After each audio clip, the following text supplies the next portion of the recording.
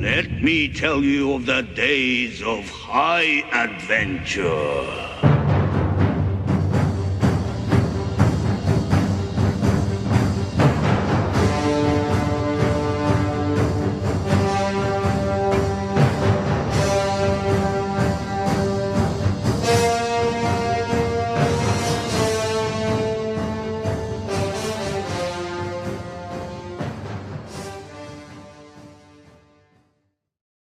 Hey there, Nation, and welcome to the show where we show you how to play miniatures wargaming on a budget. It is I, Commander CheapSkate, and today we're here with Battle Report number 2 of the Age of the Realms, which is a Age of Sigmar battle report. It is I, Commander CheapSkate of the Wild Hunt, which is my Sylvaneth army, versus Fresh Prince Bel-Air of House Laynell, the High Elves. So we're going to see some good old-fashioned High Elf versus Sylvaneth beatdown. So let's see what happens when the Mother Nature rises up against a bunch of Ponzi Elves.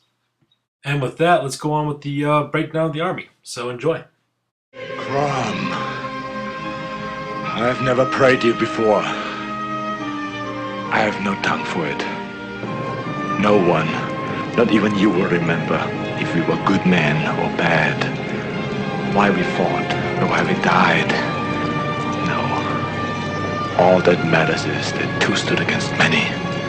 That's what's important. Balor pleases you, Crom. So grant me one request. Grant me revenge. And if you do not listen, then the hell with you. And with that out of the way, let's go and start talking about deployments. So here is our battlefield. As you can see here on the far side of the board, kind of scattered right next to the woods, right in front of that stack of standing stones is my army. With the battalion with Guardians of the Deepwood, I could basically deep strike with any Force Spirit army that I want, as long as I got the Sylvaneth Wildwood for them deploying to. Those woods right there in the center of the board, those two sets of woods on either side of that tower, those are my Sylvaneth Wildwoods. So basically all I deployed on that side of the board is my forces, which are basically my Treekin and my Dryads. And then on the near side of the board, up on that hill, my opponent, Prince Fish Bel-Air, basically set up his High Elf army up on that hill. So let's go and break down some more to detail what the deployment zones look like. Mother Nature is a serial killer. No one's better, more creative.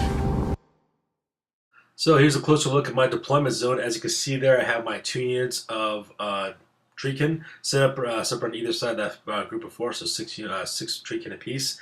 As you can see there, the lady with the yellow cape, that is Dryken, my Branch Wraith, and she's kind of chilled out right there in the middle of the forest as well. The rest of my army is basically journeying across the Spirit Paths, I think is what it's basically called, waiting to deep strike into my enemy's territory to those Sylvaneth Wildwood later on. So yeah, that's deployment on my side. May it be an evening star shines down upon you. Alright, as you can see on my opponent's side of the table, his deployment zone, he's basically done kind of like a castle formation right around that hill there in the center of the other side of the board. On his left-hand side, he has his unit of 20 Phoenix Guard with, I think his name is Cradrian is his name. He's the captain of the High Elves. Captain of the Phoenix Guard, rather. He's on the left-hand side there. Dominating the center portion there is his unit of 20 Lothern Sea Guard. And up behind them, you can see his Sea Helm. And then behind them, behind the Sea Helm in the center of the hill there, you have his High Elf Prince on a Dragon, as well as his High Elf Mage, which is located to the left of him. Make up his right-hand side. He has 15 White Lions. He also has Court Hill, which is the captain of the White Lions as well. So you can see here he's got like a nice little tight castle defense where all of his guys can basically buff off of one another. So yeah, that's Fresh Prince Bel-Air's deployment zone on this one. And I forgot to mention, it's not really the photograph, but in that tower there on the right-hand side of the photo is 2 bolt throwers. Mother Nature is a serial killer. No one's better, more creative. All right, with that, the first battle round goes to me since I finished deploying first, so I decided to go with the first round on this one. So we enter the command phase. The first thing I do is I take Dryken the Branch Wraith and I cast that spell Rouse to War, and I rise up 10 more Dryads in that Sylvaneth Wild right there, so that way I can start sending in troops right into my enemy's front there. I decided I'm kind of angling them in such a way that they could charge the Phoenix Guard on the left-hand side of that hill. So that's the command phase in this picture. And in the rest of the movement phase, I bring in both Durthu as well as Coadil, my Tree Man Ancient. They kind of plop right there as well, right behind that line of Dryads that I brought in. I don't really deploy my unit of Dryads into that forest yet. I don't want to cause kind of like a traffic jam with all my Treekin moving forward up there, so that's why I don't deploy my Dryads yet. As you can see there in the center of the page, I send my Treekin just running forward as fast as they can, going towards those Lothar and Seaguard as well, because those guys look pretty squishy as there. I didn't really show this in the picture in the deployment zone. If you look on the right there in that tower, there are two bolt throwers located up in that tower, and I am definitely afraid of those things because those things can cause some massive injury to my units. So that's primarily going to be my main target for close combat here in a little bit. And in movement on this side of the board, as you see there, I also use the Spirit Pathways. I deploy Sternbark, my Tree Man, as well as the Court of Equinox, which is basically, sorry, not Court of Equinox. Yeah, the Court of Equinox. That's my my 20-man unit of Dryads right there in that forest as well. And I drop them there so that when the charge phase, I can rush up to that tower and basically wipe out those bolt throwers. So that pretty much makes the movement on this side of the table. And with movement over, we go right into the shooting phase. This is my boomstick! And as you can see in this picture, I take Sternbark, I aim with the Strangle Roots, and I open up on that tower with the bolt throwers in it. I managed to get off 5 shots. All 5 shots actually hit, but I was pretty lucky with it. I managed to plink off 3 of the crew members on that one, so that's pretty nice. That means that the bolt thrower crewmen basically only fire 1 bolt at a time or 6 repeater bolts for each of those bolt throwers, so I'm halfway there of getting rid of that unit. So next charge phase, I'm going to charge in that bad boy and try to take him out if I can. So that's shooting phase on this side of the board. And on this side of the board, both Coadil as well as Durthu open fire upon that unit of Phoenix Guard right there on the left-hand side there of the hill. And this is where I realized I made a huge mistake when it came to fighting against Phoenix Guard. The Phoenix Guard in Age of Sigmar are just as tough as they were back in 8th edition of Warhammer. They have a 4-up save. They also have Witness to Destiny, so they get a 4-up war save. It's not called war save in this game, but that's basically what it is. So these guys are just as killable, just as tough as they were in 8th edition. I only managed to plink off 2 of those guys, and then I still have all those guys to take out. And I just realized at this point that this fight on the left-hand side of the hill is going to be a grind. And I probably made a mistake in charging these guys with my Dryads as well as my Treemen. So that's shooting on this side. And with shooting out of the way, let's move on directly to the charge phase.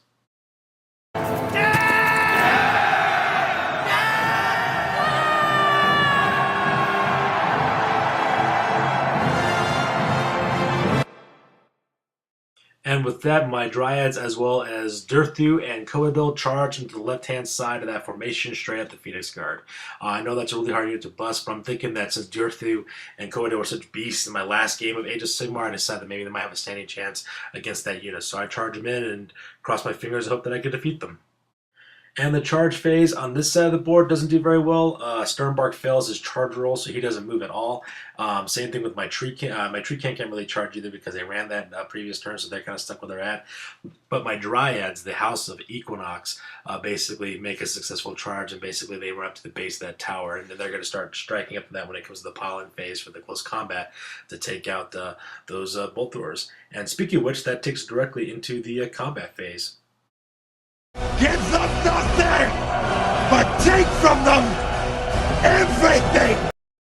Close combat does not do very well at all during this portion of the combat phase. As you can see, I basically do my little dance thing that the Dryads do in order to distract their opponents, and so I attack with the Dryads. I managed to take out 2 Phoenix Guard, and they then in turn counterattack and basically take out 3 of my Dryads at the same time. So combat's not doing so well in this part so far.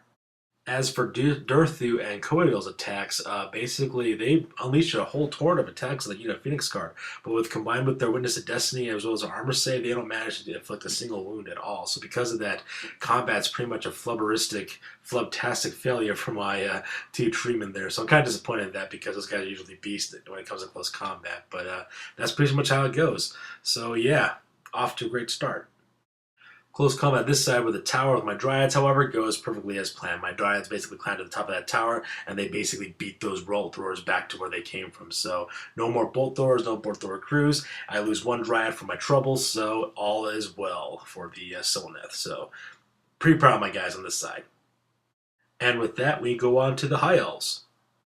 May it be an evening star shines down upon you.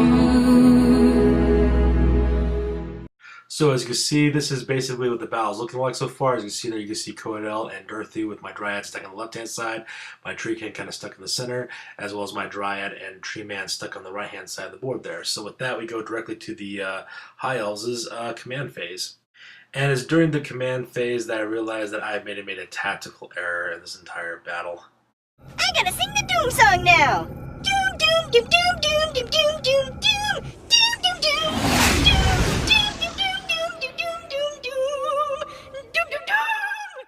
I'm not sure if you guys know this, but that High Elf Prince has a command ability called First Amongst Equals, and what it does is that it targets every single High Elf hero within 16 inches of him, and what it allows him to do is that it allows him to pick 3 of those heroes, and they in turn also get to use their command abilities too. So basically you're staring down the barrel of 4 different command abilities being used at once during the command phase. So it is brutal. Basically I was wondering why he clumped his army up so close ago, and this is why. He gets all these massive buffs. One of the things he gets +1 to wound on monsters for his entire army because he gets Corhill's Slay the Monsters command ability. He also gets the Sea Helm's command ability, which allows him to take a unit and have them reroll all fail to wound, all fail to hit, and all fail to save rolls for his unit. And he puts that on his Lothern Sea Helm. And then he also casts another command ability for Caradrian, the Captain of the Phoenix Guard, and allows him to reroll all fail to wound rolls. So basically now that unit is like superiorly buffed. They got all these things to help them out, and I realized I made a huge mistake on this battle plan. Also during the command phase, the High Elf Mage also casts Arcane Bolt at Coadil, the Tree Man, and manages to plink off a wound off of him, which is kind of sad. So yeah, that's command phase in this part. My opponent basically forgoes his movement phase, and he decides to stay on the hill and basically keep all of his men together at one point. And at this point, why not? His formation is actually working out pretty well for him. So without any movement, we go directly to the shooting phase. This is my boomstick! And in the shooting phase, his High Elf Prince opens up with his, I think it's called a Reaver Bow, I think is what it is. He takes off another wound off of Durthu, which is really sad on that side, so I'm pretty upset about that. His Lothern Sea Guard open up on my unit of Treekin there on the left-hand side, and actually that one was actually pretty cool. He only managed to plink off 2 wounds off of one of my Treekin there, so shooting could have been a lot more devastating on this part of the battlefield, so so far so good. With shooting out of the way, we now go directly to the charge phase. My opponent decides he's not going to charge anything, and so because we skip the charge phase, we go directly to the combat phase. Give them nothing, but take from them everything! And because of the close combat phase, I mean, there basically is some, but those Phoenix Guard managed to wipe out, I think, about 6 of my Dryads in the close combat phase, so those Dryads are basically pretty much toast on that part, so that was kind of sad. And then it becomes my turn in the combat phase, so I take Durthu, I prepare to strike back, and unleash the Fury, basically.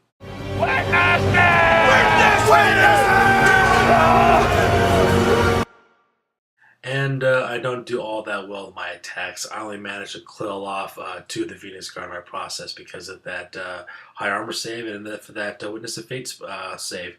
So yeah, that was pretty bad. Mediocre. And this photo, he strikes back with his Phoenix Guard. He manages to take off a handful of wounds off of Durthu, so I'm pretty sad about that because now Durthu is dropped down by a handful of wounds, making him much more combat ineffective now because of it. And then Coadil strikes back, manages to kill 2 more Phoenix Guard, but at the end of the day, it's just not enough, and a big bulk of that unit is still around. So that's pretty much close combat on this side. We then roll off for Battle Shock. Basically, the rest of my Dryads basically go poof because of all the casualties they took, and the Phoenix Guard don't lose anybody to Battle Shock. And the reason why is because if they're within a handful of inches of an anointed of Assyrian, basically they don't lose anybody to Battle Shock. They basically stand their ground. Since Caradriel is an anointed of the Assyrian, his Phoenix Guard don't go anywhere, and they stay put. And I'm starting to think that maybe a lot more High Elf players should have nothing but Phoenix Guard in our entire army for Age of Sigmar, because we don't do any comp in this battle reports at all. We just play rules as written, so I'm just surprised my opponents hadn't decided to be like, yeah, my entire army is with Phoenix Guards because these guys are freaking unstoppable. I mean, they are too good. They're just bad. They're just a bunch of bad dudes in this, so that was kind of cool. So with that being said, we rolled off for initiative, and I won. So on to battle round 2. Mother Nature is a serial killer. No one's better, more creative. So that takes us to the top of battle round number 2. As you can see in this picture, gives you kind of a good layout of where the battle is taking place at. Most of the action is taken directly on that hill. For my command phase, I used Durthu's command ability of Tree Singing, I believe what it's called, and basically sum up another Sylvaneth Wildwood right behind the tower there, as you can see there, because I have a pretty cunning plan to use that Wildwood to then move another unit of Dryads onto the table, so that way they can start directly into those white lines on that side of the board. So yeah, that's pretty much the command phase on this one. And with that, we go directly into the movement phase. As you can see there in that forest there on the left-hand side of the photo, I basically deep strike my last remaining unit of Dryads, my House of the Solstice, which are my yellow and green colored Dryads. And I also use the move along the spirit paths for my Tree Man Sternbark and basically teleport into that forest as well. So now my entire army is kind of like surrounding him. As you can also see in this photo as well, basically I move up my Dryads to the left, to the right there next to the tower. I move them around the tower, basically get them set up to a nice charge. My tree can also move forward as well, getting closer to the Lothern Sea Helm, basically setting themselves up for a charge as well. I didn't really mention this, I forgot to mention this before, but in the background there, right behind Durthu in that cluster of forest, I use my Dryka, the Branch Wraith's Rouse to War spell, managed to sum up a handful of Dryads there, so they're located in those woods too, and pretty much get everything set up to charge. So as you can see in this photo, everything is pretty much going to be a massive crescendo right there in the middle when the charge phase happens. I'm pretty much going to send everything right at that hill and just crush my opponent if I'm able to, because up to this point he's been pretty resilient. So yeah, that's movement phase on this side, and with that we go directly to the shooting phase. This is my boomstick! And the shooting phase was pretty much lackluster. It was just basically all not that great. He didn't fall? Inconceivable! You keep using the word. I don't think it means what you think it means.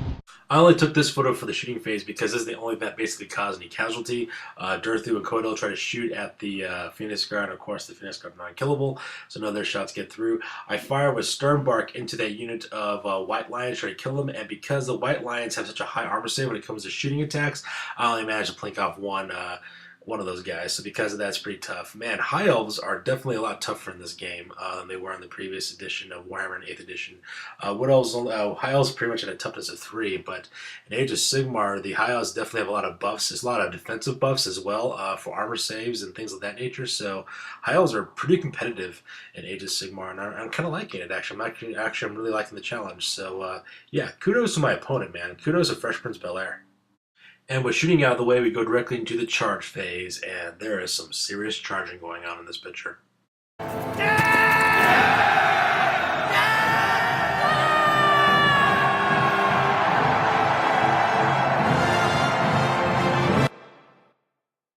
As you can see in this picture, I basically just send everything in. So starting from the left-hand side and working your way aroundward, my unit of Dryads, this House of Solstice, wasn't able to make the charge, actually. They failed their charge roll to get into the White Lions, so basically they stay within the forest. Sternbark basically charges into the White Lions. Same thing with my other unit, Dryad unit, the House of Equinox. They charge in as well. My 2 units of Treekin charge into the Lothern Sea Helm at the front of the hill there. My unit of 5 Dryads that were summoned up in that Sylvaneth Wildwood charge into the flank of the Lothern Sea Helms as well, Sea Guard as well, rather. And then you see here I got Durthu and Kodil. Basically, they charge forward to deal with the remaining forces left of the Phoenix Guards. So yeah. Lots of charges going on. And with charges over, we go directly into the combat phase. Give them nothing, but take from them everything! And in this picture, we can see in the combat phase that Durthu finally steps up and he finally dishes up the pain. He takes out 6 of those Phoenix Guards, so that was kind of cool. He was like kind of rolling pretty poorly throughout the battle for the main part of it, but on this combat phase, he decided to bring it up a notch and basically chop those guys up. So that's combat for Durthu on this side of the board. We then go back to the Phoenix Guard. The Phoenix Guard try to attack back. They don't manage to do anything left on that part, so then we go back to Durthu, and basically Durthu finishes off this unit pretty much. Basically crushes him down. Oh, sorry, not Durthu. Coadil, my Tree Man agent, manages to bring him down back to basically one Phoenix Guard. So that's pretty much solves up the combat on this side of the board. French Prince Belair's turn is next. He decides to attack with Coil against Sternbark, and he opens up on Sternbark during his combat phase, and he manages to plink off that guy 3 wounds, so basically brings him down. Coil in a combat is actually pretty deadly. I was pretty lucky I only escaped with only 3 wounds lost. He could inflict a lot more damage, but for whatever reason, he didn't roll so great on this combat phase. But yeah, that +1 to win on monsters, man, whew, it's kind of a killer, and brought down Durthu about a quarter of his wounds, so yeah.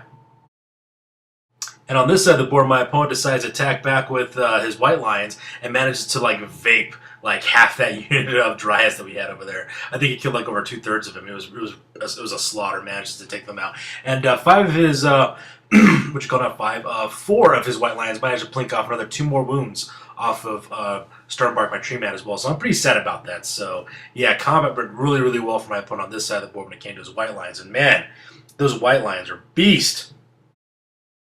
And as you can see in this picture, the amount of damage my Dryads took basically has a big effect on the battle shock phase.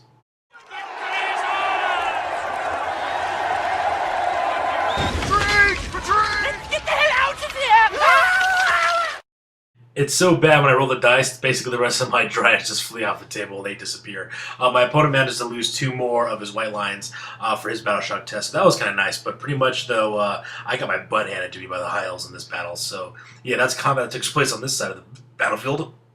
Combat in the center part of the board, however, goes perfectly for me. As you can see in this picture, I don't lose a single one of my Treekin against the Lothern Sea Guards. I managed to kill off half the unit in that process, and by the time it's all said and done, when my opponent gets through the Battle Shock phase, basically he only has 8 of his original Lothern Sea Guard left, and so that's just beautiful, and that just makes it the combat phase for this turn. So with that, we go on to the High Elves.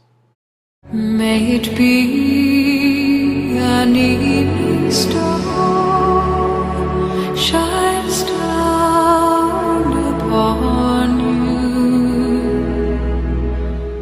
Alright, so now we're into High Elves turn number 2, round 2 actually. As you can see in this photo here, basically for the command phase, my opponent basically just gives out his command first amongst equals, re-ups all the buffs that he has for his army. So his army is basically getting all the buffs, the +1 to wound for the monsters, the reroll all failed to wound to hit, and his save rolls for the Lothern Sea Guard, and basically gives up Caradrian's reroll wounds for himself as well as for his Phoenix Guards. So yeah, that's the command phase of this part, and then we move on to the magic phase.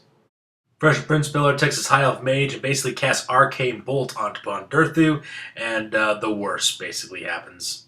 A minor setback, Gur. We'll be home in no time. I'll just wait until the skin grows back on my eyeballs. He rolls an 11 for the spell to go off. I try to unbind it with my Tree Man agent. He is unable to do it, and basically the Doom Bolt, the Arcane Bolt goes off, hits Durthu, and when he rolls to determine the amount of mortal wounds that Durthu takes, he rolls a 6. So Durthu now is down to 1 remaining wound, and in no ways is like a good idea as well. So I'm pretty sad about that part. So yeah, that's magic for the command phase. In the movement phase here on the hill, as you can see, that much movement takes place at all. As you can see here on the bottom, on the left-hand side, Corhill basically moves up forward to kind of get ready to strike back at my Tree Man Sternbark on the left-hand side. As you can see on the right-hand side, what's his name? Caradrian, the Phoenix Guard captain, basically moves down in order to get to a charge position to charge upon Durthu. Same thing with that Phoenix Guardsman. He basically moves up as well, so that way he can charge into Coadil during the charging phase. And as you can see in this picture, his High Elf Prince on the Dragon basically flies over Durthu's head, basically lands behind him and sets himself for a wonderful rear charge for that part as well. And with High Elf movement done, we go on to the shooting phase. This is my boomstick! And in the shooting phase, the Lothern Sea Guards managed to plop off one of my Treekin that was carrying out, only had 1 wound left, so they managed to kill him, so that part was pretty sad. I pretty much saved all the other shots, but the real tragedy is taking place right here on the right-hand side of the photo. The High Elf Prince basically lines up his dragon, he opens up with his dragon's fiery breath, scores another 3 more mortal wounds on Durthu, and Durthu is dead.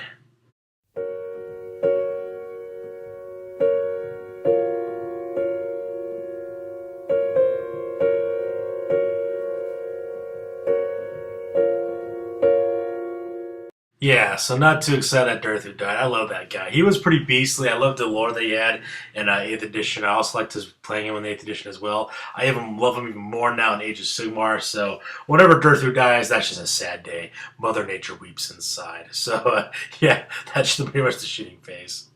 And in this picture, you see the result of the shooting phase of the Lothern Sea Guard opening up on my treekin. As I said before, I basically... Oh, I'm sorry, I made a mistake. I lost my treekin that was carrying the one wound, and they managed to inflict another wound on another treekin. So yeah, that's what it is. They inflict 2 wounds on that unit. Which isn't so bad, because those are 8 archers, are relatively short range, and only managed to lose 2 wounds off that part. So that's pretty cool. But yeah, so that's shooting pretty much for this type of the battlefield. And with that, we move directly to the charging phase.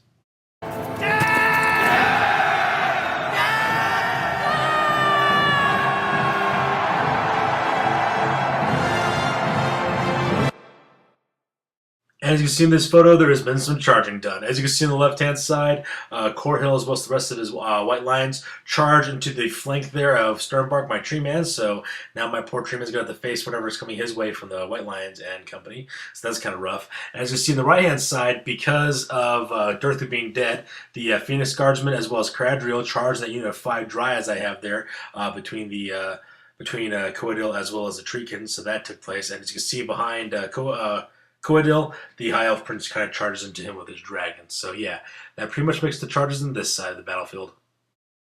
Give them nothing, but take from them everything!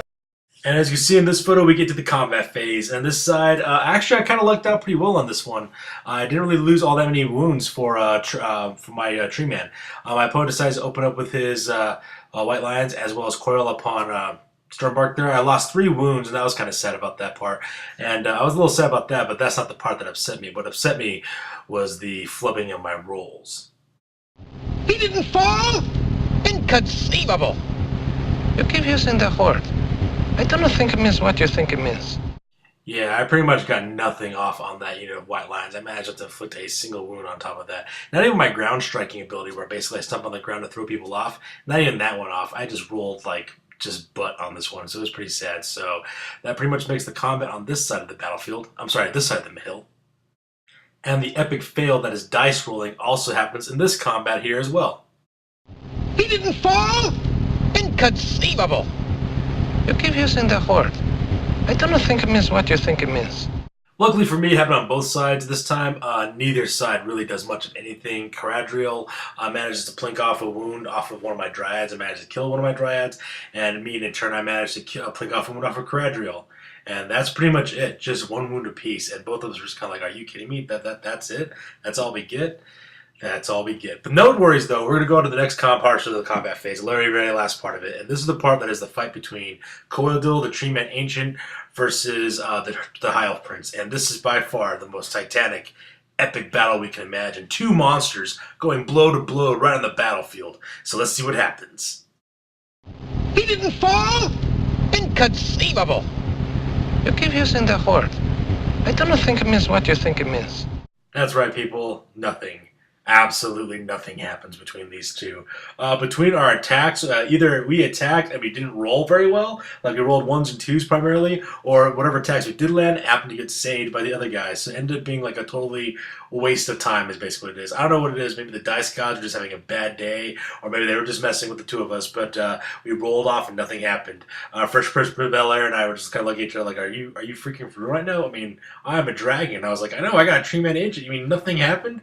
So yeah, basically the 2 of them just kind of stared at each other, I guess, mesmerized by the color of each other's eyeballs. I don't know what happened, but basically, yeah, no combat whatsoever. So this was the most uninteresting round of combat in the history of my gaming career. It was just like, oh, okay, so not only did just like 1 round of combat flood, but all 3, and it was just, this is the way it is. So yeah, on to the next battle round. He didn't fall? Inconceivable! You keep using the horde. I don't think it means what you think it means. And because the epic failures just keep on coming, I forgot to take a photo of one of the things that took place in the command phase. Basically, that was the fight between the Lothern Sea Guard as well as my Treekin.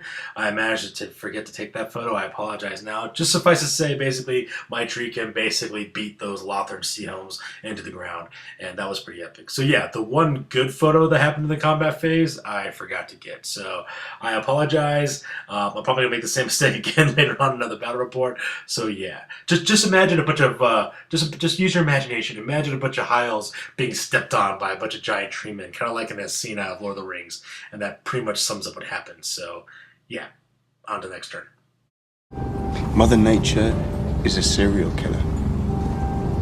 No one's better, more creative.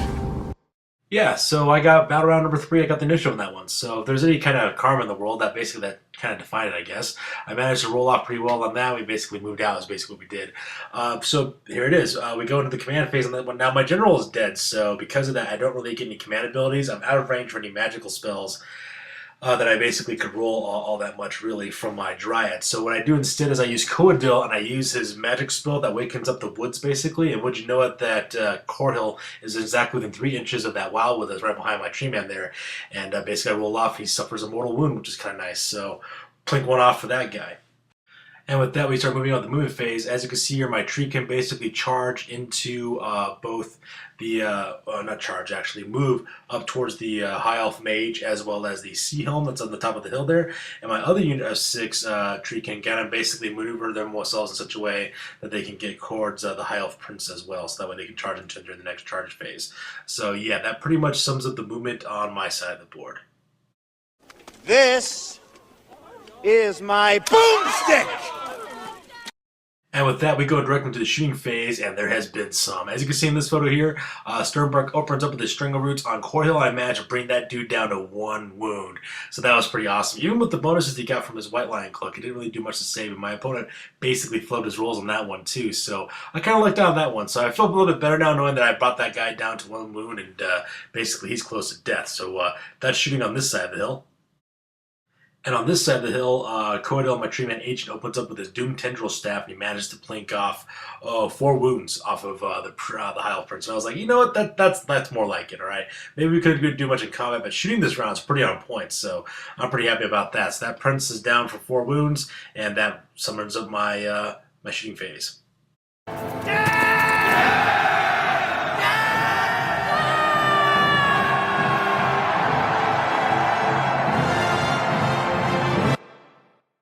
So with that, that takes us to the charging phase. You can see in this picture, basically my Dryad just swarm all over Corhill as well as his White Lion. So that was pretty epic. It just looked like the entire forest came alive and just went as quickly as they possibly could. So yeah, that pretty much summarizes the charging phase on this side of the hill. On the hill here, basically my Tree Canyon charges at the High Elf Mage, managed to get that charge off, but also within good striking distance, able to hit the Sea Helm. So that was pretty nice there. So that's charging on the top of the hill. And my Treekin in this picture basically stormed past the combat between Caradrian and the Finis Guard of my Dryad unit, and basically get within charge range and within range of the High Elf Prince and his dragons. So yeah, I have basically 5 Treekin that can definitely strike at the High Elf Prince. That part's pretty cool. And then with Coadil right from the front, I got a pretty good chance of basically slaying this High Elf Prince in the next combat phase. So yeah, that's charge phase, and now on to the combat phase. Give them nothing, but take from them everything! As you can see in this photo, the combat phase is pretty much lackluster on this side of the hill. Corhill managed to inflict a single wound on Sternbark, my tree man, and I managed not to do anything against Corhill. And even with all my Dryads attacking as well, they didn't manage to do anything as well. The White Lions also kind of flipped their rules as well towards the end there. Basically, they only managed to kill 3 of my Dryads. So all in all, not a very eventful combat phase. It's kind of like more of a stalemate more than anything else. And to be honest, it's because our dice rolls aren't doing very good. Our dice rolls are coming up with like a bunch of 2s, a bunch of 3s. We're just missing our rolls just by like either a point or 2. So because of that, we're doing a lot of flipping on our rolls. And I think either the dice gods are tired of us playing this battle or whatever. But yeah, that's pretty much what happens in this combat phase. And it's in this part of the combat that basically things go really brutal, real fast for my opponent.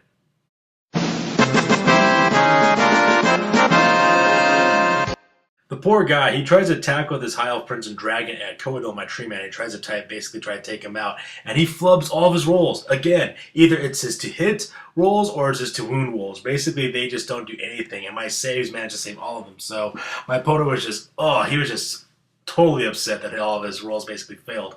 And so then it came my turn to counterattack. I attack with Coadil. I managed to strike back a couple of wounds on him. And then my treekin later on, when it's their turn to strike back, they basically finish him off. And it's at that point that my opponent's High Elf Prince basically dies. And my opponent is pissed. He is so upset at this, and rightfully so. With those many attacks that Dragon should be unleashing, he should be at least inflicting some wounds. But he for the second time in a row, he basically flubbed and basically lost his prince out of the whole deal out of it.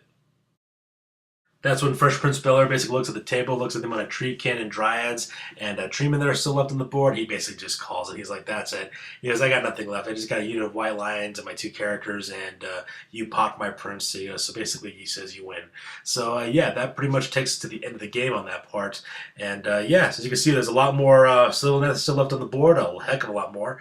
So yeah, this battle basically has ended up being a victory for me. So with that, we'll move on to the after action report, because for right now, this game is over. That's it, man. Game over, man. It's game over. Sure, I could have stayed in the past. Could have even been king. But in my own way, I am king. Hail to the king, baby. All right, so now it's time for the after action report. This is the part of the battle where we basically talked about what went well, what went poorly, and how we can prepare ourselves for the next time. So it was I, Commander CheapSkate of the Wild Hunt, with my Sylvaneth Wildwood Battalion versus Fresh Prince Bel-Air of House Laynell of the High Elves, and it ended up being a victory for yours truly. So yeah, that was actually pretty bamf. Can't believe about that. So it was looking pretty hard there for a minute. I didn't think I was going to make it, but in the end I managed to kind of pull it off there in the last few rounds when it came to combat. So let's talk about what went down for the battle. So first of all, being able to travel on the spirit path, basically it's just awesome.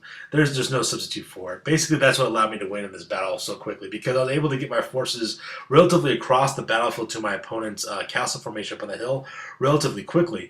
As you can see, basically by the next round, basically almost all my troops were over there. I had 20 dryads, 2 tree lords, or treemen rather. I also had my other unit of dryads, as well as my other unit of treemen basically teleport on that side of the board as well. So as you can see, there was pretty fast. So I have to say that being able to teleport between the different spirit paths basically helped out a lot, especially when combined with Dorothy's command ability. His ability to tree sing and to call up another Sylvaneth Wildwood and then teleporting my other unit of 20 dryads into that basically helped out a lot. So yeah, that's one thing I basically took away from the battle on that part. Phoenix Guard are no joke for the High Elves. Those guys are bamf. They're just as tough as they were in basically 8th edition Warhammer, except now they have twice as many attacks, so that basically makes them deadly. Giving them an Anointed of Assyrian right next to them basically makes them unbreakable. They don't break at all. They haven't taken any battle shock tests whatsoever. And my opponent's actually, I was talking to my opponent about it, I was saying, imagine if you had nothing but a Phoenix Guard army for the High Elves. I mean, just imagine how tough something like that would be. Nothing but Phoenix Guards supported by Caradrian, supported by Anointed Assyrian, throwing some Frost Phoenixes and some Fire Phoenixes, and I just got a chill run up my spine when I thought about that. You want to talk about a really tough army to beat, that would be like neon unstoppable. So yeah, we'll see what happens if he decides to do that, because that's a lot of money, and I don't know if he'll be ready to do that. Basically, it looks like the tactic that I need to use for my Sylvaneth army is basically just a swarm and pound. Seems like to be the best tactic to use. Attacking both combined attacks from treemen, from treekin, and from dryads, and just surrounding your opponents with numbers and just wailing on them seems like to be the best way to go.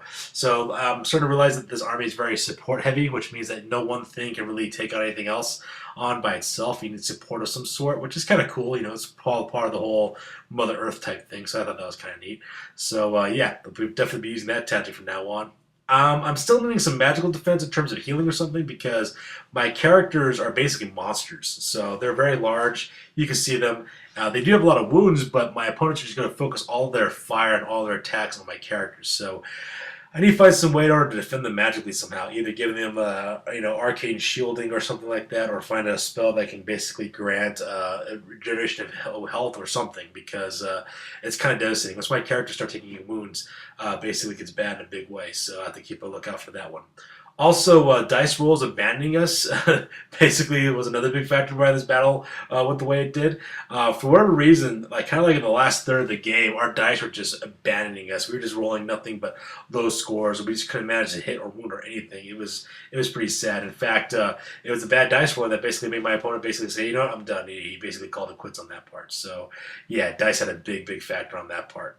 So yeah, great game, great opponent as always. I love playing against Fresh Prince of Bel-Air and playing against his High Elves. It's always a good time when you get to do that. So yeah, just keep on enjoying Age of Sigmar. So that pretty much rounds up Age of Sigmar. Age of the Realms Battle Report number 2. And tune in next time where basically we do exactly the same thing with a different army, maybe. Who knows? We'll see what happens. So yeah, see you guys later. Bye.